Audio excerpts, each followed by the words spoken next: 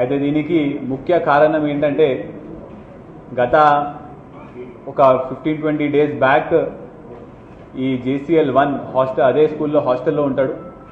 ఆ హాస్టల్లో అతని బ్యాగ్లో సెల్ ఫోన్ ప్లస్ కొంత మనీ దొరికిందని చెప్పేసి ప్రిన్సిపల్ గారు టీచర్ గారు అతన్ని మందలిస్తే అతన్ని హాస్టల్ నుంచి తీసి డే స్కాలర్కి షిఫ్ట్ చేస్తారు.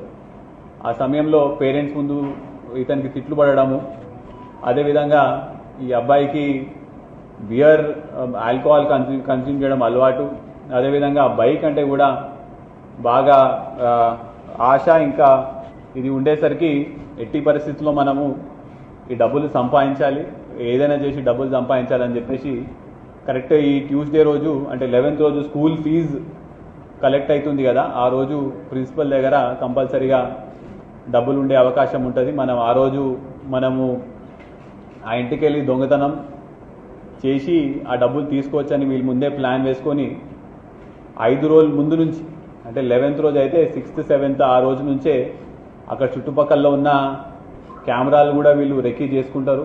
అదేవిధంగా గ్లవ్స్ కొనడం జరుగుతుంది. ఏ టైంకి వెళ్ళి ఏ టైంలో ఒక్కళ్ళే ఉంటారో కూడా చూసుకొని మొత్తం ప్లాన్ వేసి ఆ రోజు 11th రోజు స్కూల్ అయిపోగానే 4ంటికి వీళ్ళు ఇద్దరు బయటికి వచ్చి అక్కడ ఉన్న అవుట్స్కర్ట్స్లో కలుసుకున్న తర్వాత అందులో ఒక అబ్బాయి లోపలికి వెళ్ళి గోడ దూకేసి ఫోన్ మాట్లాడుకునే సమయంలో డబ్బులు తీసుకుని వెళ్ళే సమయంలో రూపా అనే డిసీజ్డ్ గుర్తుపట్టేసరికి మళ్ళీ బయటకు వచ్చి మమ్మల్ని పేరు చెప్తాదని చెప్పేసి ఒక 27 సార్లు కత్తి పెట్టి పొడవడం జరుగుతుంది.